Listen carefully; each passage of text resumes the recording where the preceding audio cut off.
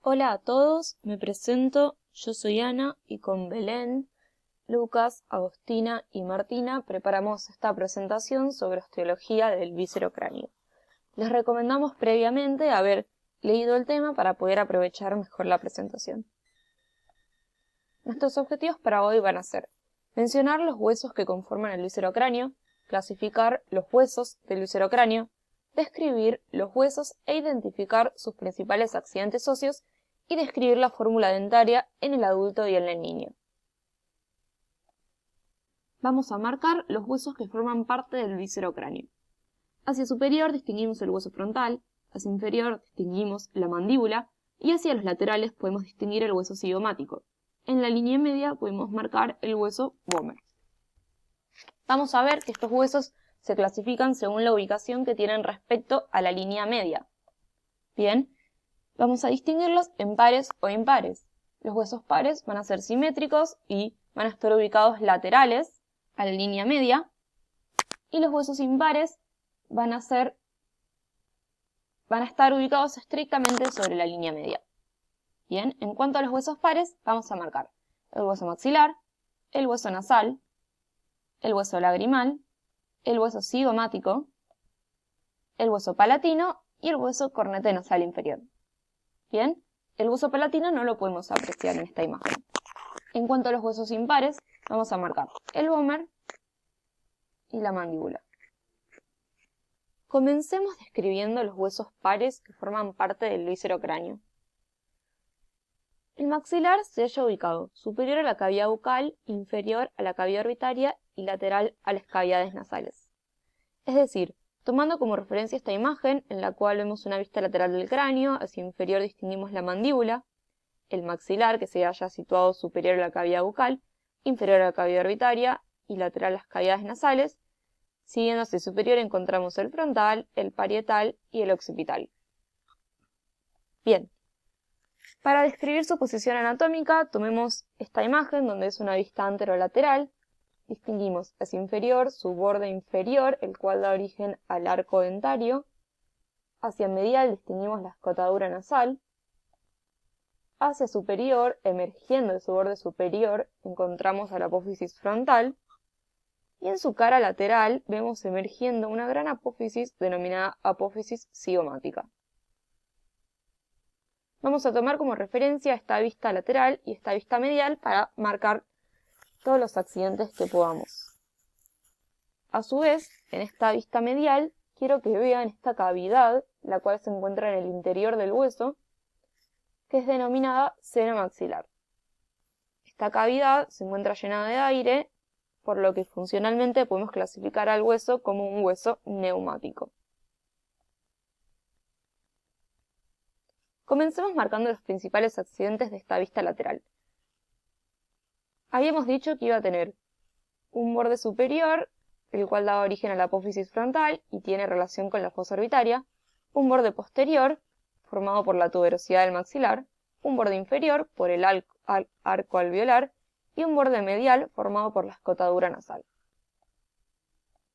Los accidentes que podemos distinguir son la apófisis frontal, inferior a la apófisis, el foramen infraorbitario, y fíjense que también se encuentra medial a esta apófisis cigomática, la fosa incisiva y la eminencia canina. En cuanto a la apófisis cigomática, podemos distinguir 4 caras. La cara superior, que forma parte del piso de la órbita. La cara posterior también tiene relación con la tuberosidad del maxilar y con la fosa infratemporal. La cara anterior, vamos a ver que se encuentra el foramen infraorbitario, que ya la habíamos marcado, y bien inferior la fosa canina. Y a su vez, en su cara superior podemos distinguir el surco infraorbitario. Por último, en el borde posterior de esta apófisis cigomática podemos marcar la espina cigomática. Esta es una vista medial del hueso maxilar, esto es anterior, esto es superior, esto es posterior y esto es inferior. Vamos a ver esta gran apófisis, la cual lo atraviesa horizontalmente, denominada apófisis palatina. se va a articular con la apófisis palatina del maxilar del otro lado y van a formar la sutura palatina media. Esta apófisis palatina va a dividir esta parte del hueso en una parte que corresponde a la cavidad nasal y una parte que corresponde a la bóveda palatina. Vamos a ver que la parte que corresponde a la bóveda palatina se encuentra atravesada por diferentes vasos y nervios como los vasos palatinos. Y a su vez, cuando la apófisis palatina se une con la del otro lado, forman el agujero incisivo. La parte superior de la apófisis palatina va a formar la cresta nasal y su parte más anterior va a formar la espina nasal anterior. En esta misma vista también vamos a marcar el seno maxilar de vuelta. En la parte inferior del hiato maxilar vemos la fisura palatina, por la cual se articula con la cara maxilar del hueso palatino, y podemos distinguir el surco palatino mayor, por las cuales estas dos superficies también se van a articular con el hueso palatino, específicamente con el surco palatino mayor del hueso palatino, para formar el conducto palatino mayor. Ahora, si vamos a la parte superior de la cara medial, vamos a identificar un surco lagrimal. El labio posterior de este surco va a ser llamado gancho lagrimal y va a formar el conducto nasolagrimal junto con el hueso lagrimal. Por último, nos queda describir la apófisis frontal de este hueso. Esta apófisis frontal se origina de su borde superior y tiene una cresta lagrimal anterior que se continúa con el surco lagrimal, y en una vista medial vamos a identificar la cresta etmoidal, por la cual se articula con el cornete nasal medio. En esta imagen vemos una vista lateral donde podemos identificar hacia inferior la mandíbula y hacia superior el hueso maxilar, y vemos la cavidad del seno maxilar. Habíamos dicho que era una cavidad neumática que se encontraba en el interior de la apófisis idiomática, y acá vamos a mencionar sus relaciones. Hacia superior se relaciona con la pared orbitaria, hacia anterior se relaciona con la fosa canina, hacia posterior se relaciona con la fosa infratemporal, y la base se relaciona con la pared lateral de las fosas nasales. Ahora vamos a describir el hueso lagrimal.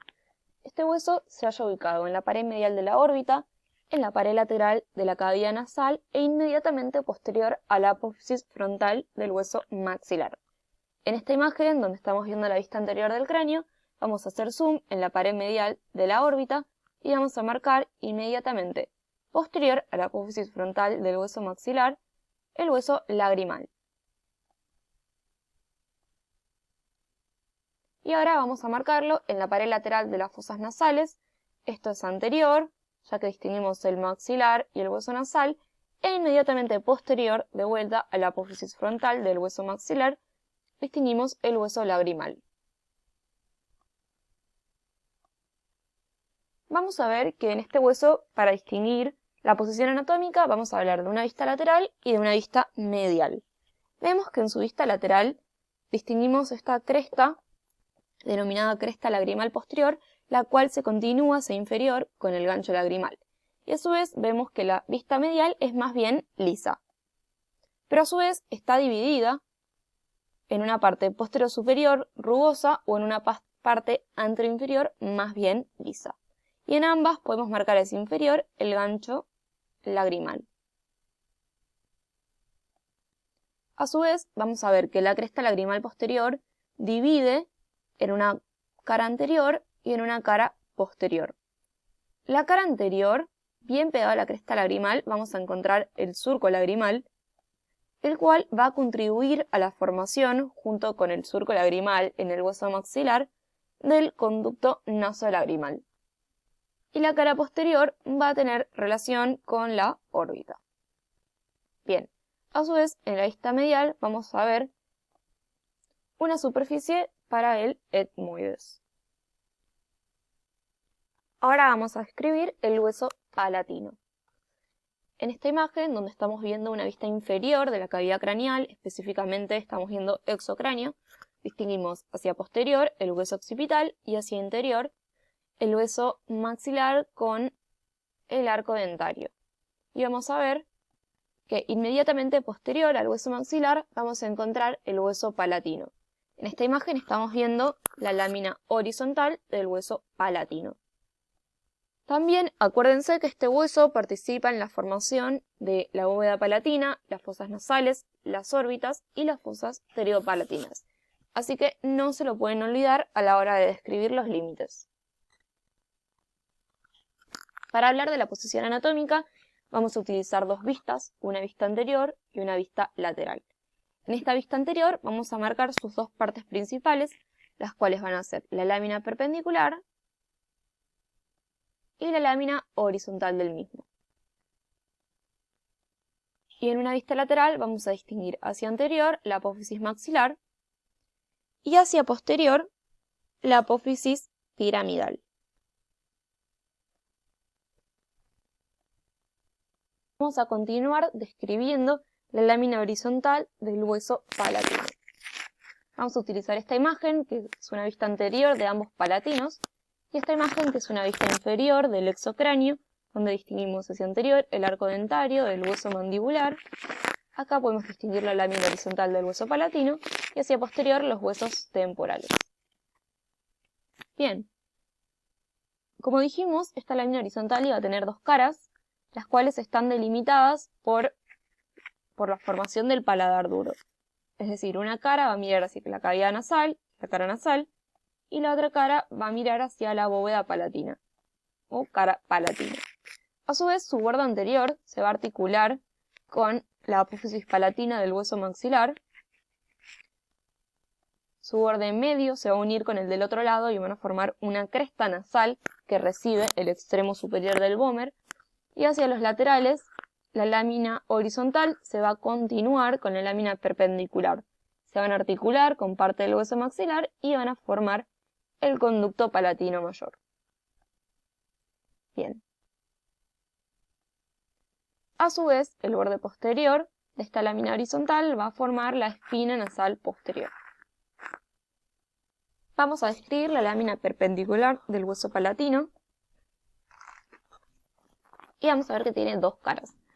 Una va a ser su cara medial o cara nasal y la otra va a ser su cara lateral o cara maxilar. Y vamos a distinguir en esta vista de la cara medial hacia anterior la apófisis maxilar y hacia posterior la apófisis piramidal dos crestas. Una va a ser la cresta del cornete, que se va a articular con el cornete nasal inferior, y la otra va a ser la cresta etmoidal, la cual se va a articular con el cornete nasal medio. En esta vista estamos viendo la pared lateral de las fosas nasales, seguimos hacia superior, el hueso frontal, luego los huesos nasales y los cartílagos de la nariz hacia anterior, y hacia posterior podemos distinguir el hueso esfenoides. Y vemos acá marcado en rojo el hueso palatino, el cual brinda estas crestas para el cornete nasal inferior y la otra cresta para el cornete nasal medio. Para hablar de la cara lateral de la lámina perpendicular vamos a utilizar esta imagen, donde estamos viendo la cara lateral. Hacia anterior distinguimos la apófisis maxilar y hacia posterior distinguimos la apófisis piramidal. Y vamos a utilizar también esta vista posterior del hueso palatino. En su cara lateral vamos a marcar distintos segmentos. El primero va a ser el segmento sinusal, el cual cierra el seno maxilar y en el cual la apófisis maxilar se va a articular con la apófisis maxilar del hueso cornete nasal inferior. Luego el segmento maxilar, el cual se va a articular con la cara medial del hueso maxilar y por el cual el surco palatino mayor se va a articular y van a formar el conducto palatino mayor, junto con el mismo surco del hueso maxilar. Luego el segmento interpteriomaxilar, que forma la pared medial de la fosa pteriopalatina. Y por último, el segmento pterigoideo, el cual se articula con la apófisis pterigoidea del hueso esfenoides y contribuye a formar parte de las láminas. Y por último, la apófisis piramidal, la cual se considera una extensión de esta lámina y tiene una cara anterior y una cara posterior. La cara anterior se va a articular con la tuberosidad del hueso maxilar y van a cerrar hacia inferior la fosa pterigo-palatina. Y la cara posterior la podemos dividir a su vez en varios segmentos. Estos segmentos se van a unir con las láminas de las apófisis pterigoides del hueso esfenoides y el segmento más inferior va a formar el fondo de la fosa pterigoidea. Veamos esto en una vista inferior. Distinguimos. Acá sería la apófisis piramidal del hueso palatino y vemos cómo contribuyen a la formación y a cerrar el fondo de la fosa pterigoidea y las láminas de la apófisis pterigoides. Y a su vez también marcamos el conducto palatino menor. Nos faltaría describir el borde superior de la lámina perpendicular del hueso palatino. Para eso vamos a utilizar tres imágenes, una desde una vista lateral, otra desde una vista posterior y otra desde una vista medial. Vamos a destacar tres accidentes óseos: la apófisis orbitaria, la escotadura esfenopalatina y la apófisis esfenoidal. En cuanto a la apófisis orbitaria, vamos a ver que se articula con el maxilar, con el etmoides, con el esfenoides, contribuye a la pared inferior de la órbita y a su vez forma la pared anterior de la fosa pterigomaxilar. Luego, en cuanto a la escotadura esfenopalatina, junto con la homónima del hueso esfenoides, forman el conducto esfenopalatino. Y por último, junto con la apófisis esfenoidal, en esta imagen y en esta imagen, forma el conducto palato-vaginal con la apófisis pterigoides del hueso esfenoides. Así que, acuérdense, borde superior, tres accidentes importantes: apófisis orbitaria, escotadura esfenopalatino, que forma el conducto esfenopalatino, y apófisis esfenoidal, que forma el conducto palato-vaginal. Y por último, el borde inferior de esta lámina, que se continúa con la lámina horizontal del hueso palatino. Ahora vamos a hablar del hueso cornete nasal inferior. Este hueso, a diferencia de los otros dos cornetes que conocemos, es un hueso independiente y se halla ubicado formando parte de la pared lateral de las fosas nasales. En esta imagen, donde estamos viendo la pared lateral de las fosas nasales, distinguimos que esto es anterior porque vemos el maxilar y el nasal, y esto es posterior porque vemos el esfenoides. Y podemos ver cómo el cornete nasal inferior se articula con algunos de estos huesos. Bien, se articula con el hueso maxilar, con el hueso lagrimal, con el etmoides y con el palatino. Y a su vez vemos también que tiene relación con el meato inferior, que se halla limitado por el cornete nasal inferior y por el resto de los huesos que lo rodean. En esta imagen, donde vemos una vista anterior del cráneo, podemos marcar aquí en las fosas nasales los cornetes nasales inferiores. Bien, para hablarle de la posición anatómica de este cornete nasal inferior, vamos a distinguir un extremo anterior y un extremo posterior. Vemos que el extremo posterior es más afilado que el extremo anterior. Bien, y a su vez vamos a ver que este hueso tiene dos caras, una cara medial y una cara lateral. En esta imagen estamos apreciando la cara medial.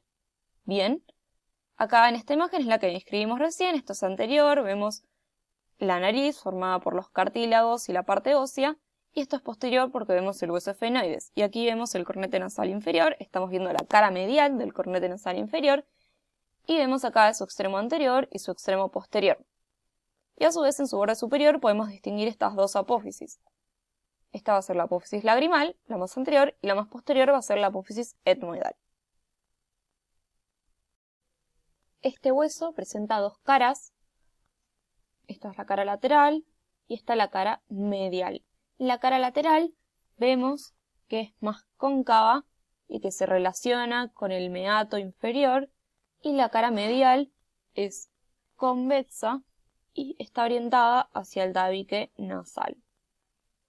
En la cara lateral podemos apreciar la extremidad posterior, que habíamos dicho que era más puntiaguda, la extremidad anterior, el borde superior, el cual muestra la apófisis lagrimal, la apófisis maxilar, triangular, y luego la apófisis etmoidal. Y en su borde inferior vemos que es libre.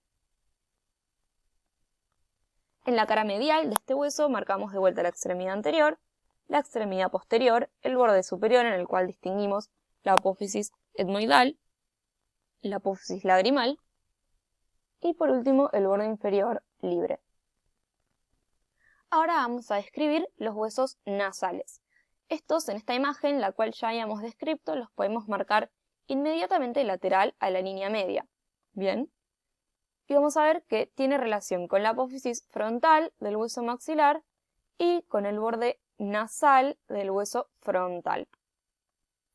Vamos a hablar que tiene una cara anterior y una cara posterior, las cuales nos van a servir para describir su posición anatómica. Bien, en esta imagen podemos ver el borde superior, que es más rugoso ya que se articula con el borde nasal del hueso frontal. Y a su vez en su cara posterior vemos este surco denominado surco etmoidal, el cual aloja el nervio etmoidal anterior. Bien, y a su vez vemos que el borde lateral es más prolongado que el borde medial.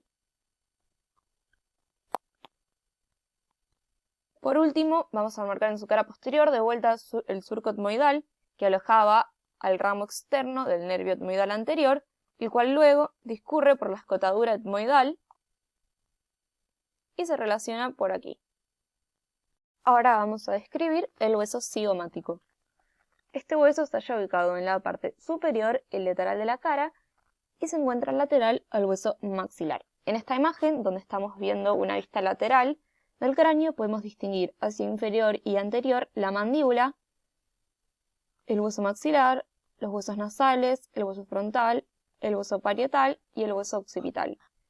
Y vemos que inmediatamente lateral al hueso maxilar encontramos el hueso cigomático o malar. Para justificar la posición anatómica del mismo, vamos a distinguir hacia superior la apófisis frontal, hacia posterior la apófisis temporal y hacia lateral el foramen cigomático facial, que da acceso al conducto cigomático facial. A su vez, vamos a ver que este hueso presenta una cara lateral y una cara medial. La cara lateral se relaciona y da inserción a determinados músculos, por ejemplo, los músculos cigomáticos, mayor y menor, y la cara medial se relaciona con la fosa temporal en su parte superior y con la fosa infratemporal en su parte inferior. También vamos a ver que tienen 4 bordes. Uno anterosuperior u orbitario, uno posterosuperior o temporal, uno posterior-inferior o maseterino y uno anteroinferior o maxilar. Y a su vez, en esta cara lateral podemos marcar el foramen cigomático facial y la apófisis temporal. En su cara medial vamos a distinguir de vuelta el borde posterosuperior, el borde anterosuperior del cual se origina la apófisis frontal, el borde anteroinferior o maxilar o el borde posterior-inferior o maseterino. Podemos distinguir la apófisis temporal, la carilla articular para la apófisis cigomática del hueso maxilar y luego en su borde anterosuperior el foramen cigomático orbitario, el cual se continúa hacia interior con el conducto cigomático temporal. Ahora sí, van a hablar de los huesos impares. Continuando con la descripción de los huesos del viscerocráneo, en esta segunda parte vamos a describir los huesos impares, que son el hueso vomer y la mandíbula. Comencemos con el vomer. Es una lámina ósea de forma cuadrangular con una disposición vertical y lo ubicamos en la fosa nasal. Si es un hueso central. En las imágenes que vemos en pantalla, a la izquierda vemos representado en rojo y por transparencia el hueso vomer ubicado en la fosa nasal y con su forma cuadrangular. A la derecha vemos una vista anterior, también por transparencia vemos representado en rojo el vomer y vemos como dentro de las fosas nasales toma una disposición vertical. Antes de describir las relaciones que tiene el vomer, vamos a describir los accidentes óseos que presenta. Decimos que Presenta dos caras, una izquierda y una derecha, y 4 bordes. El más extenso es el borde anterior. Presenta un borde superior estrecho, un borde posterior libre y por último un borde inferior. Si vemos una vista anterior, vemos que el borde superior se bifurca formando las alas del bomber y dejando entre ellas una ranura.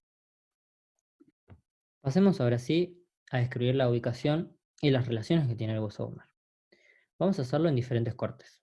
Este es un corte parasagital izquierdo, como vemos en el esquema. El corte pasa por la fosa nasal izquierda.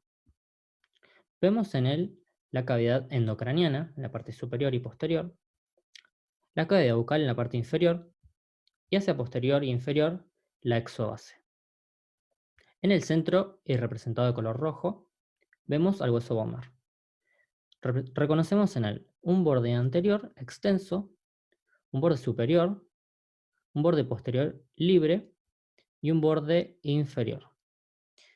Por el borde anterior y en la parte superior, vamos a ver que se va a articular con la lámina perpendicular del hueso etmoides, representado en amarillo. El borde superior va a estar articulando con la parte inferior del cuerpo del hueso esfenoides, representado en color verde. El borde posterior va a ser libre y va a formar parte de los límites de las coanas, y el borde inferior va a estar articulando en la parte anterior con el hueso maxilar y en la parte posterior con la lámina horizontal del hueso palatino. Observemos el siguiente corte. Este es un corte coronal. Vean el esquema. Este corte pasa por todo el viscerocráneo. Podemos reconocer de superior a inferior la fosa endocraniana, en la parte media las cavidades orbitarias y en la parte inferior la cavidad bucal. En el centro de todas ellas reconocemos la cavidad nasal. Una fosa nasal izquierda y una fosa nasal derecha, divididas por un hueso representado en rojo que es el hueso bomber. Vean cómo el hueso bomber está articulando con el hueso etmoides, específicamente con su lámina perpendicular. Recuerden que esta articulación se da a través del borde anterior. Y vean cómo inferiormente el hueso bomber está articulando con la lámina horizontal del hueso palatino. El próximo corte es un corte también coronal, pero diagonalmente de posterior a anterior. Vean cómo el corte pasa y atraviesa tanto el esfenoides en amarillo, como el hueso bomber, como el hueso palatino en celeste. Y esta es la vista anterior del corte. El bomber está representado en color rojo. En color gris claro está representado el hueso esfenoides. Vean cómo el hueso bomber articula con el hueso esfenoides, específicamente con su parte inferior, formando lo que es la esquindílesis esfeno-bomeriana. Y en gris oscuro está representado el hueso palatino, y vean cómo el hueso bomber está articulando con la porción horizontal de este. Veamos nuevamente el corte parasagital izquierdo que vimos en un principio, pero en este caso para ver la conformación del tabique nasal.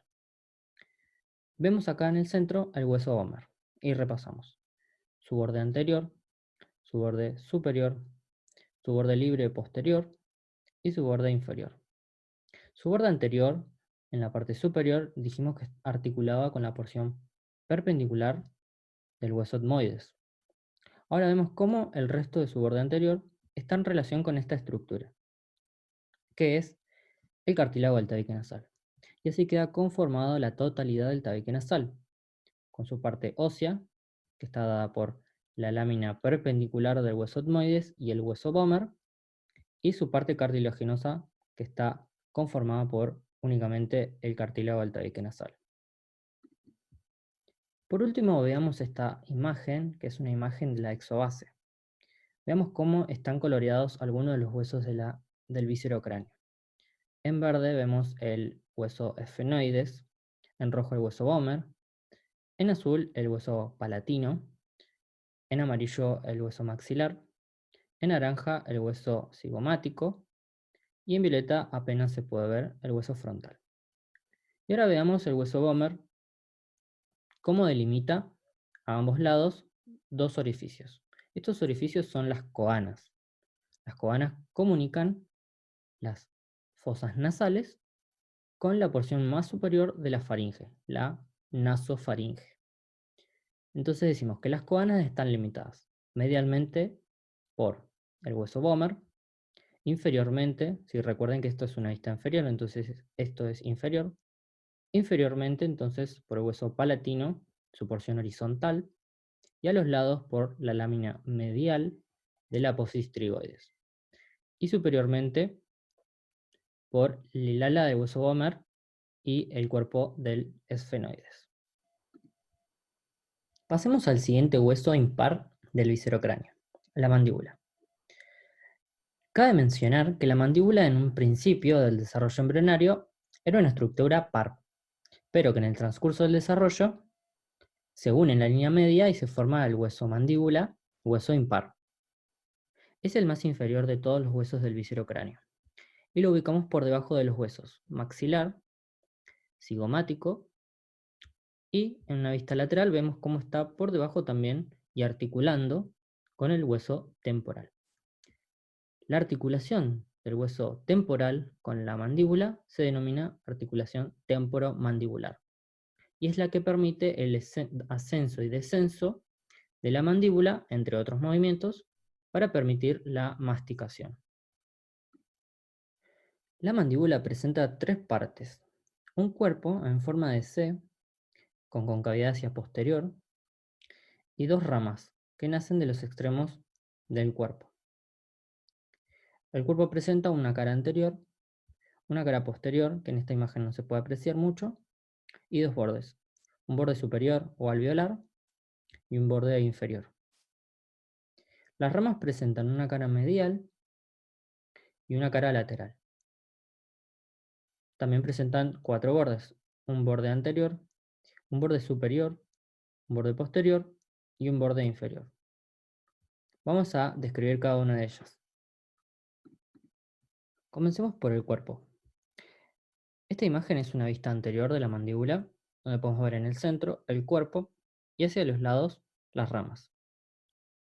En la cara anterior del cuerpo y en la línea media y hacia lateral vemos una saliencia que es la sínfisis mentoniana, que es el resultado de la unión de las dos partes de la mandíbula embrionaria, y hacia el lateral encontramos un foramen, el foramen mentoniano, por donde pasa el paquete vasculonervioso del mismo nombre. Hacia el lateral encontramos una línea oblicua de inferior a superior que se continúa con la rama de la mandíbula. En el borde superior, también llamado borde alveolar, va a contener los alvéolos dentarios, que son las excavaciones donde se van a albergar los respectivos dientes. En esta imagen ya tenemos a los dientes posicionados en sus respectivos alvéolos dentarios. Bien, vemos una vista posterior de la mandíbula. Reconocemos el cuerpo y las ramas. La imagen de la derecha más bien es una vista posterolateral. El borde inferior del cuerpo de la mandíbula en la línea media presenta dos fositas o dos depresiones, que se denominan fositas digástricas, donde se inserta el músculo digástrico. La cara posterior del cuerpo de la mandíbula presenta cuatro saliencias en la línea media, que son las espinas mentonianas o espinas geni, o apófisis geni, que insertan los músculos genio-gloso hacia superior y genio-dioideus hacia inferior. Hacia el lateral encontramos una línea oblicua, que se denomina línea amiloidea, donde se inserta el músculo amiloideo, y por debajo de esta, un surco, denominado surco amiloideo, por donde transcurren los vasos del mismo nombre. Esta línea amiloidea separa la cara posterior de la mandíbula en dos fosas, una fosa superior o sublingual, donde vamos a encontrar la glándula salival sublingual, y una fosa submandibular por debajo, donde va a encontrarse la glándula submandibular. Bien, pasemos ahora a describir las ramas de la mandíbula. En esta imagen estamos viendo un corte sagital de una mandíbula. Estamos viendo la hemimandíbula derecha. En la parte anterior vemos el cuerpo que acabamos de describir. En la parte posterior la rama de la mandíbula, en su cara medial. vemos en la parte inferior una serie de rugosidades que van a prestar inserción al músculo pterigoideo medial. En la parte superior vemos un orificio, que es el orificio de entrada al conducto mandibular, por el cual va a transcurrir el paquete vasculonervioso alveolar inferior para ir distribuyéndose por los diferentes dientes. Con respecto a los bordes, vemos que el borde anterior es la continuación del borde superior del cuerpo y presenta dos labios, un labio lateral y un labio medial, y entre ambos se inserta el músculo buccinador. El borde superior presenta anteriormente una saliencia, que es la apófisis coronoides, y va a insertar al músculo temporal. La parte posterior presenta la apófisis condilar con el cóndilo de la mandíbula, que va a articular con el hueso temporal y va a formar la articulación temporomandibular. El borde posterior es romo y junto con el borde inferior va a formar el ángulo de la mandíbula. Y el borde inferior decimos que es escotado y por él va a transcurrir la arteria facial. Bien, en esta siguiente imagen vemos la mandíbula en una vista lateral. La parte anterior va a estar el cuerpo y en la parte posterior están las ramas de la mandíbula. Veamos la cara lateral de la rama de la mandíbula, que en la parte inferior presenta una serie también de rugosidades, pero en este caso va a insertar al músculo macetero.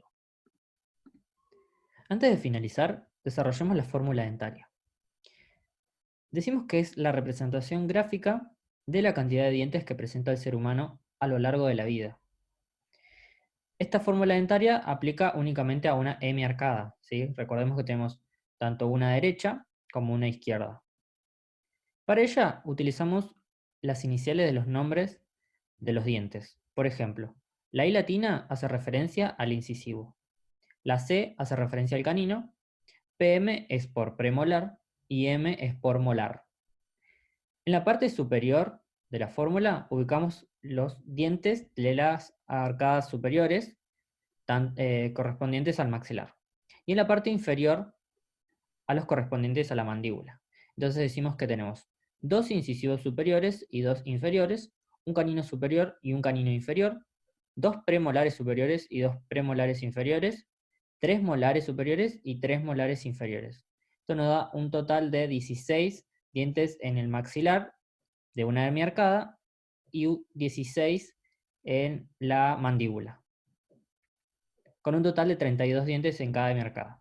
Si las sumamos, nos daría un número de 64, que sería la cantidad total de dientes en la cavidad bucal. Pero esto varía dependiendo de la edad.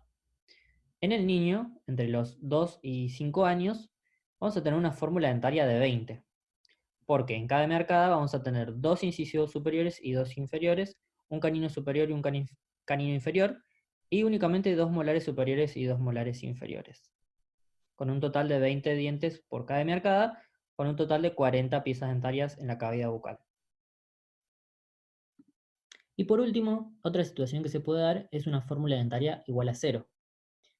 En edades avanzadas y en ciertos sujetos, sufren la caída total de las piezas dentarias y quedan desprovistas tanto el maxilar superior como la mandíbula de los alvéolos dentarios.